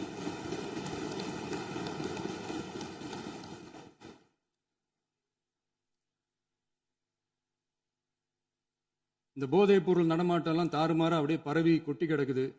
இதெல்லாம் இனிஷியல் ஸ்டேஜ்லயே யார் கண்ட்ரோல் பண்ணியிருக்கணும்? போலீஸ் டிபார்ட்மெண்ட் அப்போ யார் கையில் இருந்தது? இத்தனை கேள்வி நம்மளை பார்த்து கேட்குறாங்களே, ஒரே ஒரு கேள்வி தான் நான் கேட்கணும்னு தோணுது. போலீஸ் டிபார்ட்மெண்ட்டை கையில் வச்சுக்கிட்டே பிகினிங்லேயே இனிஷியல் ஸ்டேஜ்லேயே இந்த போதைப் பொருள் நடமாட்டத்தை ஏன் கண்ட்ரோல் பண்ணலை? மனசாட்சி உள்ளவங்க இந்த பிரச்சனையெல்லாம் ஏன் நடக்குதுன்றது அவங்களுக்கே நல்லா தெரியும். இன்னைக்கு சட்டம் ஒழுங்கை பற்றி கேள்வி கேட்கக்கூடாதா அப்படின்னா தாராளமாக கேட்கலாம். இது ஜனநாயக அரசு, மன்னராட்சியெல்லாம் கிடையாது, மனசாட்சி உள்ள மக்களாட்சி. அதனால கேள்வி கேட்கலாம், எல்லாருக்கும் எல்லா உரிமையும் உண்டு. விமர்சனம் செய்யலாம், எல்லாருக்கும் எல்லா உரிமையும் உண்டு. ஆனால் நம்ம ஆட்சியில் என்ன நடவடிக்கைகள் எடுத்திருக்கோன்றது தெரிஞ்சுக்கிட்டு அதுக்கேற்ற மாதிரி ஒரு நடுநிலையாக பேசுனீங்கன்னா கொஞ்சம் நல்லா இருக்கும். சட்டம் ஒழுங்கை பற்றி யாருக்கு என்ன யோசனை இருந்தாலும், மக்கள் நலனுக்காக யாருக்கு என்ன யோசனை இருந்தாலும் அதை தாராளமாக சொல்லலாம். நம்ம அரசு அது காது கொடுத்து கேட்கும். ஆனால் நம்ம அரசினுடைய நிர்வாகத்திறன் அதை பற்றி பேசுறவங்களுக்கு இந்த ஊரடிச்சு உலையில போட்டு ஊழல் மேல ஊழலா செஞ்சுக்கிட்டு அதுலேருந்து தப்பிக்கிறதுக்கு பேர் தான் நிர்வாகத்திறன் அப்படின்னு சொன்னா, அப்படிப்பட்ட ஒரு ஊழல் செய்யற நிர்வாகத்திறனை நம்ம அரசு ஒரு நாளும் செய்யாது. பொட்டி பெட்டியா பணத்தை வச்சுக்கிட்டு, பெட்டியை வச்சு எல்லாம் செஞ்சுக்கிட்டு, போதைப் பொருள் பாதுகாவல் கழக மாடல் அரசாங்கம் செஞ்ச ஒவ்வொரு ஊழலா வெளியில வந்துகிட்டு இருக்கு. டாஸ்மாக்ல அது என்னப்பா அது பேரு, பார்ட்டி ஃபண்ட் கட்சி நிதி அப்படின்ற பேர்ல அடிச்ச கொள்ளையெல்லாம் ஒண்ணா இப்போ கவர்மெண்டோட கஜானாவுக்குள்ள கொண்டு சேர்த்துக்கிட்டே இருக்கிறோம்.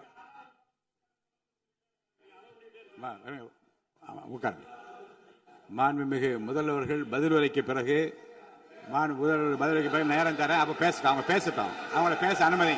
உட்காருங்க.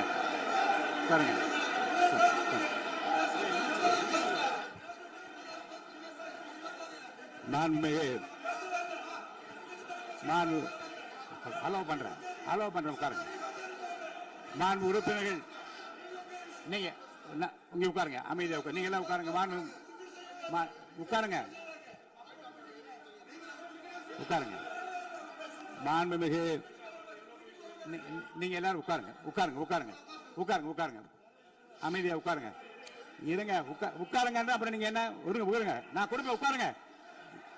நான் பாயிண்ட் ஆஃப் ஆர்டர் கொடுங்க, நான் கொடுக்குறேன். உட்காருங்க உட்காருங்க உட்காருங்க உட்காருங்க உட்காருங்க உட்காருங்க உட்காருங்க உட்காருங்க உட்காருங்க உட்காருங்க உட்காருங்க.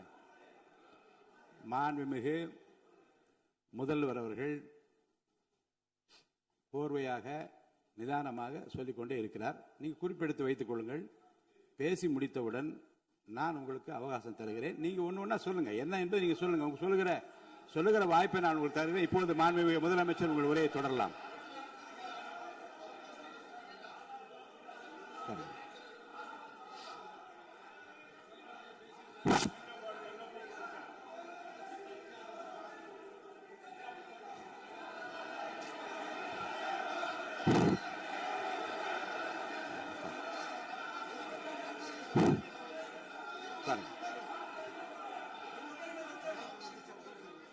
நான் எழுந்த பிறகு உட்கார்றதுதான் முறை. உட்காருங்க, எல்லாரும் உட்காருங்க. தேசிய உட்கார். நான் அலோவ் பண்றேன். உட்காருங்க, அமைதியா உட்காருங்க. நான் அலோவ் பண்றேன். அமைதியா உட்காருங்க. உட்காருங்க. அங்க இருந்து குரல் கொடுக்காதீங்க. உட்காருங்க.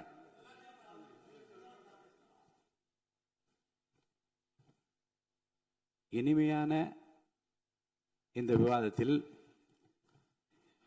இதுவரை குறுக்கீடுகள் இல்லாமல்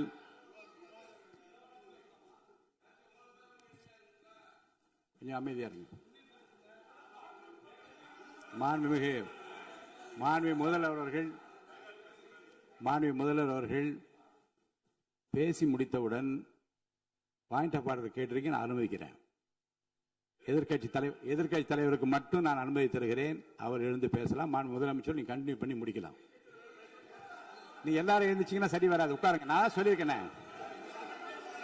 உட்காருங்க உட்காருங்க உட்காருங்க.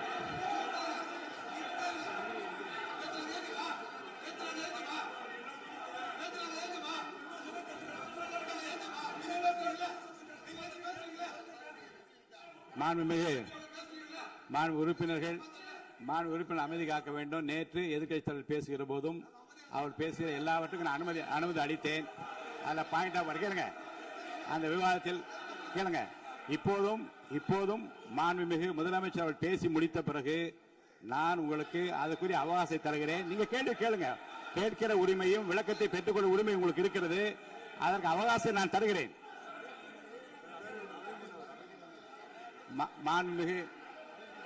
மாண்புமிகு உறுப்பினர் அமருங்க. நான் என் தீர்ப்பை சொல்லுகிறேன். மாண்புமிகு முதலமைச்சர் அவர்கள் பேசி முடித்தவுடன் எதிர்க்கட்சி தலைவருக்கு அந்த வாய்ப்பை நான் தருகிறேன். நிச்சயமா அந்த கேள்வி கேட்கலாம். உட்காருங்க எல்லாரும். முன்னவர் பேசுங்க. மாண்பு பேரவைத் தலைவர் அவர்களே, இன்று இவர்கள் முயற்சி செய்வது அவர் ஆளுங்கட்சியாக இருக்கின்ற போது நான் சொல்லிடுறேன் ப்ளீஸ். ஒரே நிமிஷம் நான் சொல்லிடுறேன் ப்ளீஸ். ஆளும் கட்சியாக இருக்கின்ற போது நீங்கள் சொன்ன ஒரே வார்த்தை, நாங்கள் பேசி முடித்ததற்கு பிறகு குறிப்பிடுத்துவிட்டு நீங்கள் எந்த கேள்வி வேண்டுமானாலும் கேட்கலாம் என்று ஒரு முறையை நீங்கள் பின்பற்றினீர்கள். அதே முறையை இப்போது பின்பற்ற வேண்டும் என்று கேட்டுக்கொள்கிறேன். பள்ளிக்கல்வித்துறை அமைச்சர். மாண்புமிகு பேரவைத் தலைவர் அவர்களே, நேற்றைய தினம் கூட எதிர்க்கட்சி தலைவர் சொன்னதை முழுமையாக கேட்டு இறுதியில் ஒரு வாய்ப்பு தந்தீங்க. அதுவும் இல்லாம இந்த நேரத்தில் நேரலையில் நீங்களும் பாக்குறீங்க. அங்கிருந்து ஒருமையில் விழித்து இந்த பக்கம் இருக்க உறுப்பினர்களை பார்த்து அப்படின்னு ஒருமையில் விழிப்பதை உங்கள் மூலமாக கண்டிக்கிறேன். அந்த வார்த்தையை அவை குறிப்பிலிருந்து நீக்கணும். கண்ணியம் காத்து முதல்வர் முழுமையாக பேசுவதை காத்து கண்ணியம் காத்து இந்த சபைக்கு ஒரு மரபு இருக்கிறது. அதை மூத்த உறுப்பினர்கள் பின்பற்றபடி உங்கள் மூலமாக கேட்டுக்கொள்கிறேன். மாண்புமிகு முதலமைச்சர் அவர்கள் உரையை தொடரலாம். நான் தரேன். நான் உறுதியாக மாண்புமிகு முதலமைச்சர் அவர்கள் பேசி முடித்தவுடன் எதிர்க்கட்சி தலைவருக்கு அந்த வாய்ப்பு தரப்படும் என்பதை உறுதியாக சொல்லிவிட்டேன். இடையிலே குறுக்கீடு செய்யாமல் அந்த பேச்சு முழுமையாக பேசி முடிக்க நீங்கள் அனுமதி வழங்க வேண்டும் என்று கேட்டுக்கொள்கிறேன். அமைதியா உட்காருங்க. அவங்க பேசி முடிக்கட்டும். நீங்க கேளுங்க. நான் என்ன சொல்றேன், கேட்கிற உரிமையும் விளக்கத்தை கேட்டு பெற உரிமையும் உங்களுக்கு இருக்கிறது. ஆனா இடையிலே குறுக்கீடு செய்யாமல் அதை முடிக்கும்படி நான் கேட்டுக்கொள்கிறேன். மாண்புமிகு முதலமைச்சர் அவர்கள் தொடர்ந்து நீங்க பேசலாம்.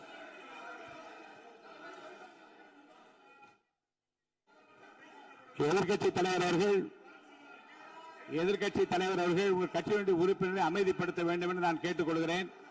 உங்களுக்கு வாய்ப்பு தரவில்லை என்றால் அவர் எழுந்து நிற்பதில் நியாயம் இருக்கிறது. வாய்ப்பு தரப்போகிறேன். நான் முதலமைச்சர் அவர்கள் பேசி முடித்தவுடன் உங்களுக்கு வாய்ப்பு தரப்படும். அது வரைக்கும் உங்களுடைய உறுப்பினரை அமைதி காக்க நீங்கள் தான் பார்த்துக் கொள்ள வேண்டும். மாண்பு அவை முன்னவர். மாண்புமிகு பேரவைத் தலைவர் அவர்களே, அவர் அப்போது சொன்னது வேறு, இப்போது நடந்து கொள்கிற முறைகள் வேறாக இருக்கிறது. அன்றைக்கு அவர் சொல்லுகிற போது அமைச்சர் அத்தனை பேரும் பேசி முடித்ததற்கு பிறகு உங்களுடைய கருத்துக்கள் ஏதாவது தெரிவிக்கலாம். அதை இப்போது பின்பற்றினால் நன்றாக இருக்கும். நீங்கள் அதற்காகத்தான் சொன்னீர்கள். முதலமைச்சர் பேசியதற்கு பிறகு எதிர்க்கட்சி தலைவர் அவர்கள் பேசுவதற்கு வாய்ப்பளிக்கிறோம் என்று சொல்லியிருக்கிறார்கள். ஆகவே அந்த வாய்ப்பை நீங்கள் இல்ல அது பதில் சொல்லணும்னு கேட்டிருக்காங்க. பதில் சொல்லணும் சொல்லியிருக்காங்க. பதில் சொல்லினா தங்க பிரச்சனை இல்ல. அப்படி இல்ல. ஆகவே இல்ல நேற்றைய தினம் நீங்கள் அப்படி பேசிக் கொண்டது ஆறாவது இல்ல. நேற்றைய தினம் நீங்கள் பேசுகிற போது ஆறாவது குறுக்கிட்டார்களா? நீங்கள் பேசுகிற போது யாருமே குறுக்கிடவில்லை. நீங்க எவ்வளவு பேசினீர்கள், எவ்வளவு வார்த்தைகள் பேசினீர்கள் என்பதெல்லாம் எங்களுக்கு தெரியும். யாருமே அதில் குறுக்கிடவில்லை. இது முதலமைச்சர், எங்கள் முதலமைச்சர் எதிர்க்கட்சி தலைவர் பேசுகிறவர் யாரும் குறுக்கிட வேண்டாம் என்று சொன்னார்கள். அதை நாங்கள் பின்பற்றினோம். ஆனால் இன்றைக்கு நீங்கள் பின்பற்றவில்லை என்றால் வேதனையாக இருக்கிறார். முன்னவர் நேற்று எதிர்க்கட்சி தலைவர் பேசுகிற போது அடுக்கடுக்காக குற்றச்சாட்டுல வைத்தார். இப்போ அதற்குரிய மாண்புமிகு பொதுப்பணித்துறை அமைச்சர் கூட காலை அலுவலகத்தை சந்தித்து அவர்கள் சாட்டிய குற்றச்சாட்டுகளுக்கெல்லாம் ஆதாரங்களை எல்லாம் நான் கொண்டு வந்திருக்கிறேன் என்று சொன்னேன். நான் நேற்று அந்த விஷயம் நேற்றோடு முடிந்து விட்டது. ஆதாரங்களை கொடுங்கள். தக்க நேரத்தில் இதை பற்றி சொல்ல வேண்டிய நேர்ந்தால் நான் இதெல்லாம் ஆய்வு செய்து உரிய நேரத்தில் அவை குறிப்பிட்டு ஏற்றுவதற்கு முன்பாக அவரிடம் காட்டி அதற்கு பிறகு அதை பற்றி முடிவெடுக்கும் என்று நான் சொன்னேன். இப்போதும் சொல்லுகிறேன், மாண்பு முதலமைச்சர் அவர்கள் பேசிக் கொண்டிருக்கிறார். பேசி முடிக்கட்டும். எதிர்க்கட்சி தலைவருக்கு உறுதியாக நான் வாய்ப்பு தருவேன். அவர் கேள்விகளை முன்வைக்கலாம், விளக்கங்களை பெறலாம். இப்போதைக்கு பேரவைத் தலைவர் என்ற முறையில் என்னுடைய முடிவு இதுதான். அவையில் இருக்கக்கூடிய உறுப்பினர்கள் அமரும்படி நான் கேட்டுக்கொள்கிறேன். நான் முதலமைச்சர் அவர்கள் பேச வேண்டிய போ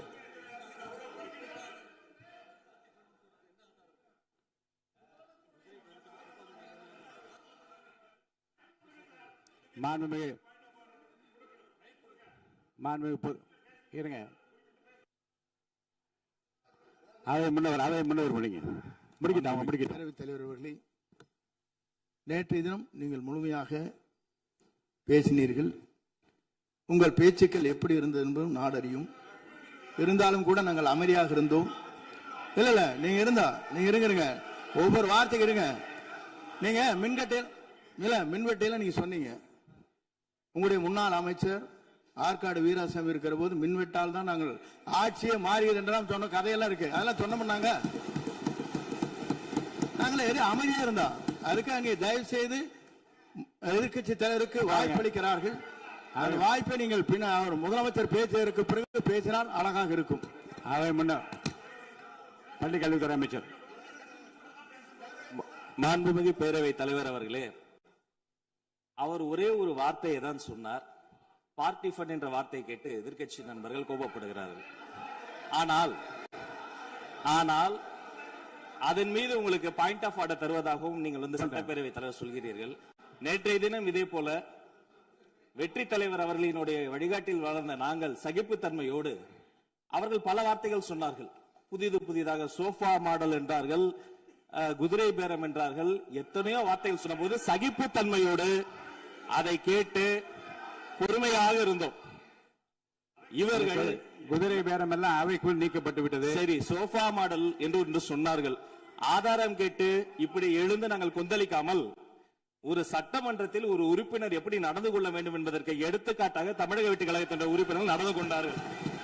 இப்போது மதிப்பிற்குரிய எதிர்க்கட்சி தலைவர் அவர்களே, உங்கள் ஊடாக நான் கேட்பது என்னவென்றால், அவர்களினுடைய கட்சி உறுப்பினர்களை அவர் அமைதிப்படுத்தி முதல்வர் அவர்கள் உரையை முழுமையாக கேட்டு சகிப்புத்தன்மைக்கு சட்டமன்றத்தில் இந்த பக்கம் மட்டுமல்ல அந்த பக்கமும் எடுத்துக்காட்டாக இருப்பதற்கு அவர் வழிவகை செய்ய வேண்டும் என்று உங்கள் மூலமாக கேட்டுக்கொள்கிறேன். பொதுப்பணித்துறை அமைச்சர்.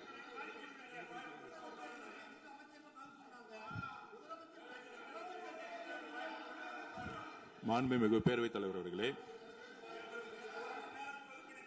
திராவிட முன்னேற்ற கழகம் திராவிட முன்னேற்ற கழகம் முதல் நாளில் இந்த சபையுடைய மரபையும் பாரம்பரியத்தை பற்றியும் நமக்கு வகுப்பெடுத்தார்கள். அந்த மரபுப்படி எங்களுடைய தலைவருடைய வழியில் இந்த சட்டசபையுடைய நிகழ்வுகளில் நாங்கள் கலந்து கொண்டிருக்கிறோம். நேற்று எதிர்க்கட்சி தலைவர் பேசும்பொழுது எவ்வளவோ வார்த்தைகள் உண்மைக்கு புறம்பாக சட்டத்திற்கு எதிராக நான் ஒரே நிமிஷம் பேசுறேன். சட்டத்திற்காக பேசும் பொழுது நாங்கள் அமைதியாக இருந்தோம். நாங்கள் அமைதியாக ஒரு 2-3 முறை தான் அவரு பேசும்போது மினிஸ்டர்கள் நின்னாங்க. ஆனா இன்னைக்கு மாண்புமிகு முதலமைச்சருடைய முதல் உரை கடந்த 4 நாட்களாக திராவிட முன்னேற்ற கழகம் முதலமைச்சர் ஏன் பேசலன்னு சொல்லிட்டே இருந்தாங்க. இன்னைக்கு பேச ஆரம்பிச்ச உடனே அவர் சொன்ன வார்த்தை பார்ட்டி ஃபண்ட் சொன்னார். எந்த பார்ட்டின்னு சொல்ல. ஆனா அந்த வார்த்தைகள் சொல்லி முடிஞ்ச உடனே எதற்காக முதலமைச்சருடைய பேச்ச இவங்க குறுக்கிறாங்கன்னு தெரியல. நீங்கள் சொன்னது படி முதலமைச்சர் பேச வேண்டும். பேசிய பின்பு கருத்துகளுக்கு பதிலளிக்க அவர்கள் பதிலளிக்கும், நாங்களும் பதிலளிக்க தயாரிக்கிறோம். பதிவு பண்றோம். மாண்புமிகு முதலமைச்சர் அவர்கள்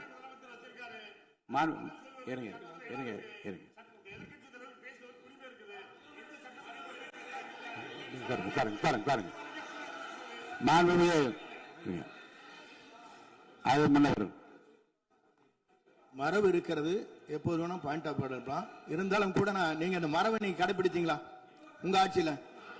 நீங்க முன்னவர் முன்பு எப்படி நடந்தால் என்பதை பற்றியோ முன்பு நடந்த நிகழ்வுகள் பற்றியோ நீங்கள் சொல்லி மீண்டும் இந்த அவையினுடைய மாண்பை குறைக்க வேண்டாம் என்று நான் கேட்டுக்கொள்ள வேண்டாம். இப்போது உள்ள பிரச்சனை மாண்பு முதலமைச்சர் அவர்கள் தன்னுடைய பேச்சை உறுதி செய்து முடிக்க வேண்டும். அவர் முடித்த பிறகு எதிர்க்கட்சி தலைவருக்கு நான் நிச்சயமாக வாய்ப்பு தருவேன். அவர் கேள்வி கணக்குகளை தொடுக்கலாம், சந்தேகங்களை கேட்கலாம். விளக்கம் தருவதற்கு மாண்பு முதலமைச்சர் அவர்கள் தயாராக இருக்கின்ற அமைதியாக என்னை அமரும்படி நான் கேட்டுக்கொள்கிறேன். இப்போ நான் அனுமதிக்க முடியாது. மாண்பு முதலமைச்சர் உரையை தொடரலாம்.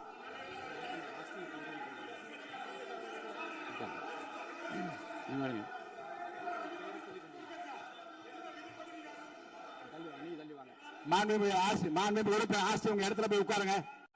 மாண்புமிகு உறுப்பினர் ஆஸ்டின், நீங்க ஒரு மூத்த உறுப்பினர், சபை விதிகளை நன்கு தெரிந்த ஒரு உறுப்பினர், நீங்க போய் இடத்துல உட்காருங்க. முதல்ல மாண்புமிகு முதலமைச்சர் அவர்கள் உரையை தொடரலாம். இப்போது எந்த விதமான பாயிண்ட் ஆஃப் ஆர்டர்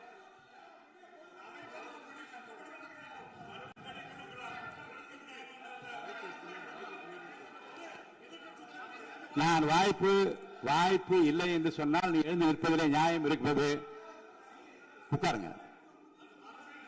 வாய்ப்பு உறுதியாக எதிர்க்கட்சி தலைவருக்கு பாயிண்ட் ஆஃப் ஆர்டர் மட்டுமல்ல, உட்கார்ந்து அவர் பேசிய பேச்சுக்களை என்னென்ன இருங்க, என்ன உங்களுக்கு சந்தேகம் இருக்கிறதோ, வினாக்கள் இருக்கிறதோ அதை நீங்க கேட்கலாம். அவர் பதில் சொல்வதற்கு தயாராக இருக்கிறார். பேசி முடிக்கின்ற வரை அமைதி காக்கும்படி உங்களை நான் கேட்டுக்கொள்கிறேன். மாண்புமிகு எதிர்க்கட்சி தலைவர் முழு ஒத்துழைப்பை நீங்கள் தர வேண்டும் என்று நான் எதிர்பார்க்கிறேன்.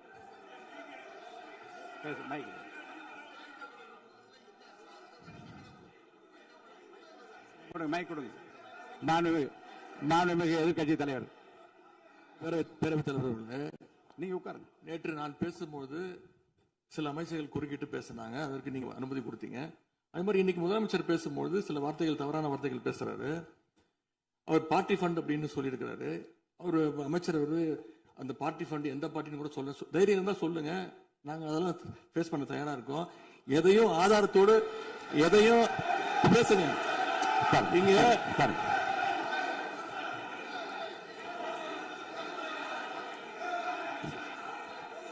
அது மாதிரி பேரவைத் தலைவர் அவர்களே, நேற்று நான் பேசி முடிஞ்சோடனே நீங்க அவை முடிஞ்சிருச்சுன்னு சொல்லிட்டீங்க.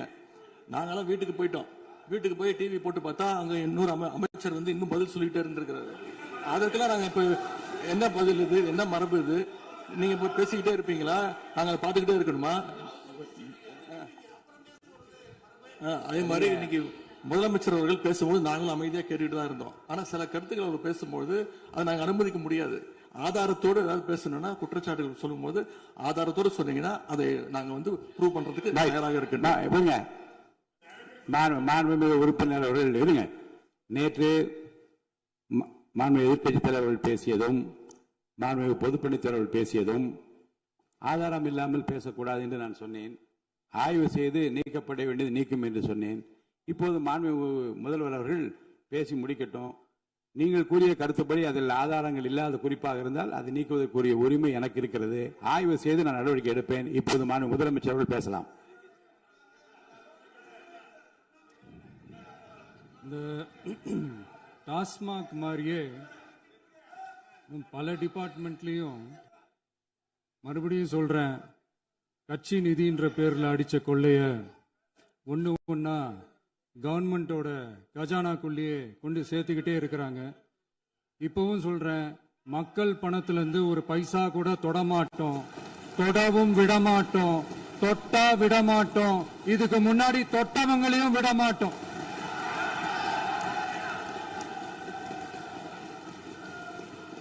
ஒவ்வொரு ஊழலா வெளியில வரும் போலயே ஒவ்வொரு வேஷமா கலைஞ்சிரும் போலயே இங்க இருக்கிற நிறைய பேரு நடுங்கி போய் இதுல நம்ம மேல அவதூறு வேற. இப்ப புதுசா ஒரு வெப்பன் ஒண்ணு கொண்டு வந்திருக்காங்க. அது என்ன தெரியுமா? அவங்க தயவால தான் நம்ம ஆட்சி நடக்குதாம். மக்கள் தயவால இந்த ஆட்சி நடந்துகிட்டு இருக்கு. மனசாட்சி உள்ள சக்திகளோட ஆதரவால இந்த ஆட்சி நடந்துகிட்டு இருக்கு. நாங்க தான் அனுப்பி வச்சோம் அப்படின்றாங்களே. அனுப்பி வச்சவங்களுக்கு மினிஸ்ட்ரியில இடம் கொடுத்தா ஏன் கதறீங்க? ஏன் இவ்வளவு கோவம்? ஏன் இவ்வளவு கதறல்ஸ்? இதுல இன்னொரு முக்கியமான விஷயம், மார்க்சிஸ்ட் கம்யூனிஸ்ட் கட்சி நமக்கு ஆதரவு கொடுத்தது சுயேட்சையா எடுத்த முடிவுன்னு சொல்றாங்க. அதே மாதிரி இந்திய கம்யூனிஸ்ட் கட்சி நமக்கு ஆதரவு கொடுத்தது சுயேட்சையா எடுத்த முடிவுன்னு சொல்றாங்க. இதுல எங்க இருந்து நாங்க தான் அனுப்பி வச்சோம்னா புரியலையே. மக்களுக்கு நல்லா புரியும், எல்லாத்தையும் தெளிவா பார்த்துக்கிட்டு இருக்கிறாங்க.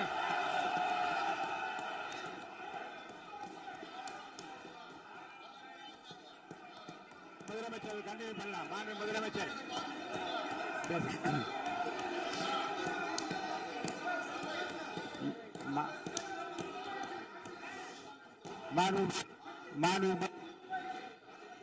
முதலமைச்சர் கண்டினியூ பண்ணலாம். நீ கண்டினியூ பண்ணலாம்.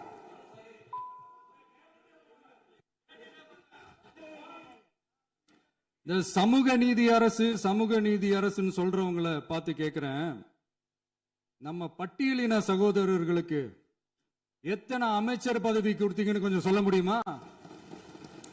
ஆனா நம்மளுடைய அரசுல 8 அமைச்சர் பதவிகள் யாருக்கு? நம்ம பட்டியலின சகோதரர்களுக்கு. எல்லாம் நம்ம அண்ணன், நம்ம தம்பி, நம்ம தங்கச்சிங்க. அண்ணல் அம்பேத்கர் அவர்களுடைய கிட்டத்தட்ட 100 ஆண்டு கால கனவு இப்ப நிறைவேறி இருக்கு. நான் ஏன் கொஞ்சம் சவுண்டா பேசுறேன் அப்படின்னா அவங்களுக்கு கேட்கணுன்றதுக்காக தப்பா எடுத்துக்காது. அதே மாதிரி பெண்களோட பாதுகாவலர் நாங்க தான் அப்படின்னு சொல்லிக்கிறவங்களை கேட்கிறேன், எத்தனை பெண்களுக்கு அமைச்சர் பதவியில இடம் கொடுத்தீங்க கொஞ்சம் சொல்ல முடியுமா? எங்க அரசுல 4 சகோதரிகளுக்கு அமைச்சர் பதவி கொடுத்திருக்கிறோம்.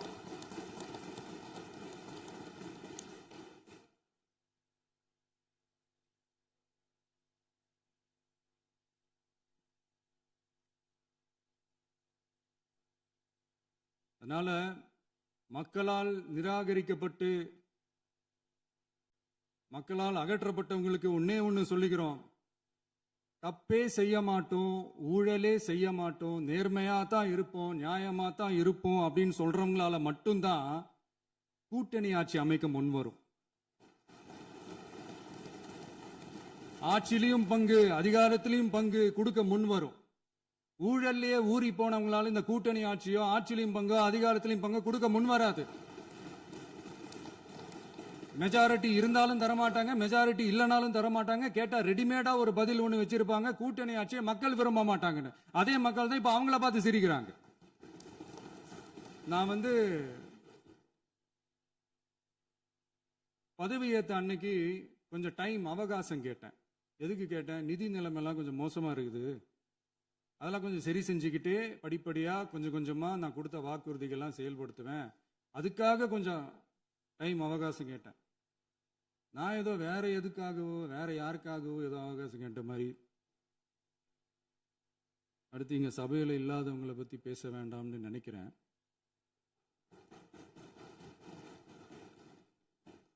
இங்க நம்மளை பத்தி அவதூறு பரப்புறதோட மட்டும் இல்லாம இப்ப நம்ம மக்கள் மேலேயும் அவதூறு பரப்ப ஆரம்பிச்சிட்டாங்க. மக்கள் நமக்கு ஓட்டு போட்டது தப்பான், குடும்பம் குடும்பமா நமக்கு ஆதரிச்சது தப்பான். இது இப்ப இல்ல, நான் சொல்றது எம்ஜிஆர் அவர்கள் காலத்திலிருந்தே. அப்பவே அவர் ஜெயிச்சப்போ அதே மக்களை தப்பு தப்பா பேசுறது. மக்கள் என்ன பண்ணிட்டாங்க, எம்ஜிஆர் என்ன பண்ணிட்டாரு, எம்ஜிஆர் என்ன இது பண்ணிட்டாரு. 50 வருஷமா ஒரே டெக்னிக்கா.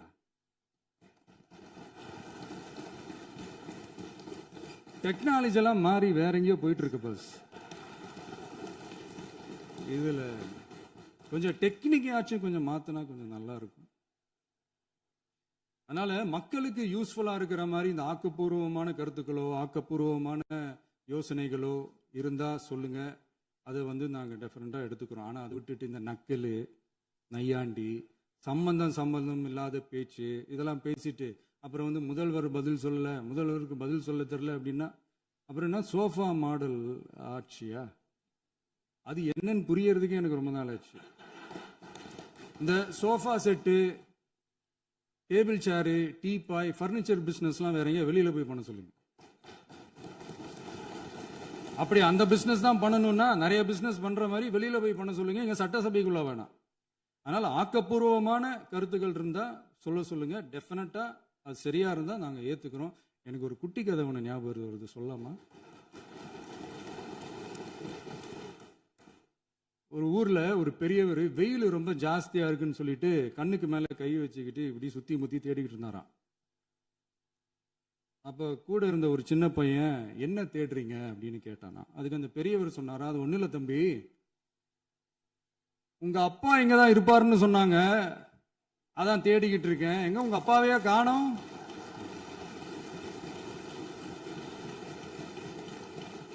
இல்ல அந்த எங்களுக்கும் நக்கலா நையாண்டியா சம்பந்தம் இல்லாத குட்டி கதை இதெல்லாம் எங்களுக்கும் பேச தெரியும். அந்த கதையில பெரியவர் அப்படி சொன்னாராம், தப்பா எடுத்துக்காதீங்க. அந்த கதையில பெரியவர் அப்படி கேட்டாராம். அதனால யாரும் இங்க டென்ஷன் ஆக வேணாம். அதனால இன்னொரு இந்த என்னுடைய உரையை முடிக்கிறதுக்கு முன்னாடி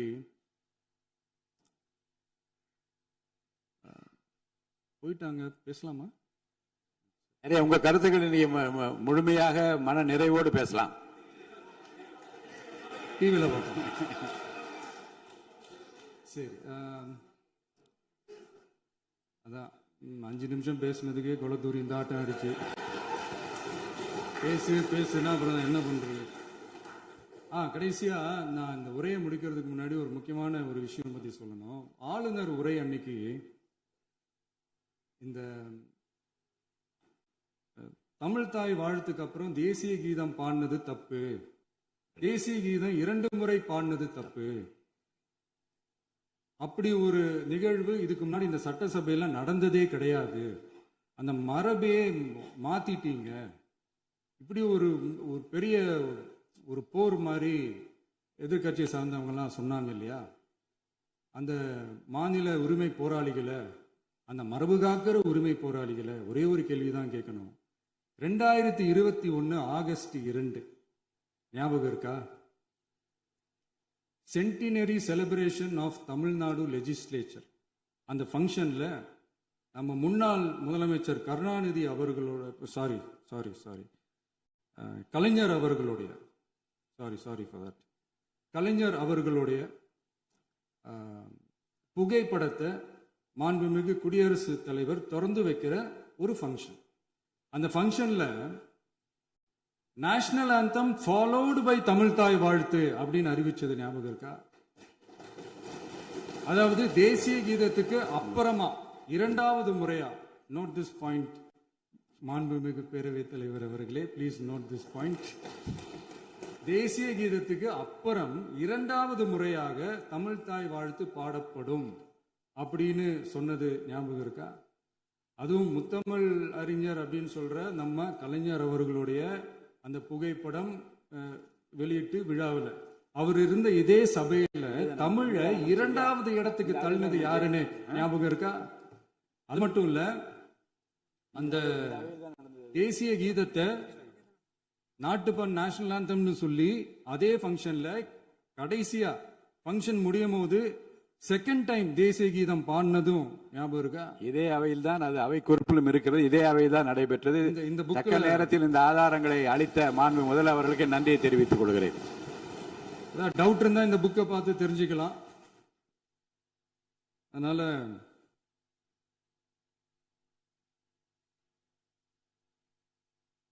இதெல்லாம் கேட்டா என்ன சொல்லுவாங்கன்னா, அது ஜனாதிபதி கலந்துகிட்ட ஃபங்க்ஷன், அதெல்லாம் அப்படிதான், அதெல்லாம் கண்டுக்க கூடாது அப்படின்னு சொல்லுவாங்க. இதே மாதிரிதான் பேசுறது ஒண்ணு, செய்யறது ஒண்ணு, செய்யறது ஒண்ணு, பேசுறது ஒண்ணு. இதெல்லாம் மக்கள் பார்த்துக்கிட்டு இருக்காங்க. எலெக்ஷனுக்கு முன்னாடி தான் அப்படி செஞ்சுக்கிட்டு இருந்தாங்க. இப்போ எலெக்ஷனுக்கு அப்புறம் அதே தான் செய்கிறாங்க. இந்த விஜயையும் சாமானியர்களின் உண்மையான சமூக நீதி அரசையும் அவமானப்படுத்துறதுக்கு தான் அவங்களோட அந்த பொலிட்டிக்கல் சீனியாரிட்டி அது பயன்படுத்துது போல. சரி, செய்யட்டும் செய்யட்டும், நல்லா செய்யட்டும். இப்போ ஆனாலும் நம்மளுடைய மாநில உரிமை, மொழி உரிமை, உத்தமபுத்திரர் போல வேஷம் போடுற எதிர்கட்சிக்கு ஒன்றை மட்டும் ஆணித்தரமாக சொல்றோம். உங்களை மாதிரி தமிழ்னு சொல்லிக்கிட்டு, மொழி, பண்பாடு, கலாச்சாரம்னு சொல்லிக்கிட்டு ரெட்டை வேஷம் போடுறவங்க நாங்க கிடையாது. உலகெங்கும் வாழும் என் தமிழ் சொந்தங்களுக்கு நம்முடைய உத்தரவாதம் தமிழ் தான் எங்க உயிர் நாடி அப்படின்றத மறக்க மாட்டோம். இப்பவும் சொல்றோம், மாநில உரிமையில எப்பவும் உறுதியா இருப்போம். அதே சமயத்துல அரசியல் வேற, ஒன்றிய மாநில அரசுகளுக்கு இடையே இருக்கிற நிர்வாக அணுகுமுறை வேற. இதுல நாங்க ரொம்ப தெளிவா இருக்கிறோம். அதனால எங்களுக்கு பாடம் எடுக்கிறதா நினைச்சுக்கிட்டு உங்க வேஷத்தை நீங்களே கொஞ்சம் கொஞ்சமா கலைச்சிக்கிட்டே வர்றீங்க, மறந்துடாதீங்க. அப்புறம் நேற்று எதிர்கட்சி தலைவர், மாண்புமிகு எதிர்கட்சி தலைவர் பேசும்போது நிறைய பேசினாங்க. அதுல ஒண்ணு மட்டும், அரசு சொல்றதா நினைச்சுக்கிட்டு நம்மளை இன்டைரக்டா ஈவில் அப்படின்ற அந்த வார்த்தையை யூஸ் பண்ணாங்க. எனக்கு ஒண்ணு தான் சொல்லணும்னு தோணுது. ஈவில்ஸ்னு டெவில்ஸ் பேசக்கூடாது.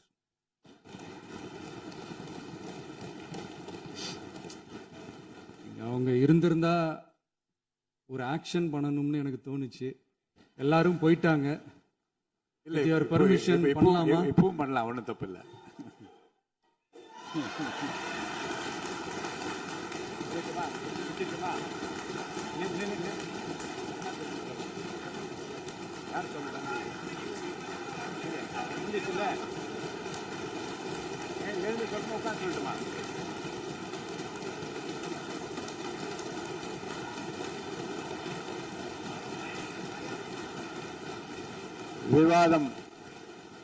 விவாதம் முடிவுற்றது.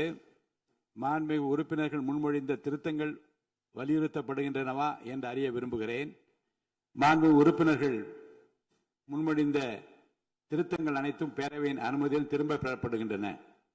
2026 ஆண்டு ஜூன் திங்கள் 18ஆம் நாளன்று சட்டமன்ற பேரவைக்கு மாண்புமிகு ஆளுநர் அவர்கள் ஓந்தளித்த பெருரைக்கு தமிழ்நாடு சட்டமன்ற பேரவை உறுப்பினர்கள் பெரிதும் நன்றி உடையவர்களாவர் என்று மாண்புமிகு பேரவை துணைத் தலைவர் திரு மு ரவிசங்கர் அவர்களால் 19/6/2026 நாளன்று முன்மொழியப்பெற்ற தீர்மானம் பேரவையின் முடிவுக்கு விடப்படுகிறது. ஏற்போர் ஆம் என்க, மறுப்போர் இல்லை என்க. ஏற்போரே அதிகம் என்று கருதுகிறேன். ஏற்போரே அதிகம். தீர்மானம் நிறைவேறியது. அரசினர் தீர்மானம். பேரவை மீண்டும் கூடும் நாள் குறிப்பிடப்படாமல் ஒத்திவைக்கப்பெறும் தீர்மானம். மாண்புமிகு பேரவை முன்னவர் அவர்கள். மாண்புமிகு பேரவைத் தலைவர் அவர்களே, பேரவை விதி 25 1 கீழ் 1 படி பேரவை மீண்டும் கூடும் நாள் பெறாமல் ஒத்திவைப்பு பெறலாம் எனும் தீர்மானத்தை மொழிகிறேன். மாண்புமிகு பேரவை முன்னவர் அவர்களின் தீர்மானம் பேரவையின் முடிவுக்கு விடப்படுகிறது. ஏற்போர் ஆம் என்க, மறுப்போர் இல்லை என்க. மறுப்போரே இல்லை என்று கருதுகிறேன். மறுப்போரே இல்லை. தீர்மானம் ஒருமனதாக நிறைவேறியது. பேரவை மீண்டும் கூடும் நாள் குறிப்பிடப்பெறாமல் ஒத்திவைக்கப்படுகிறது. வணக்கம்.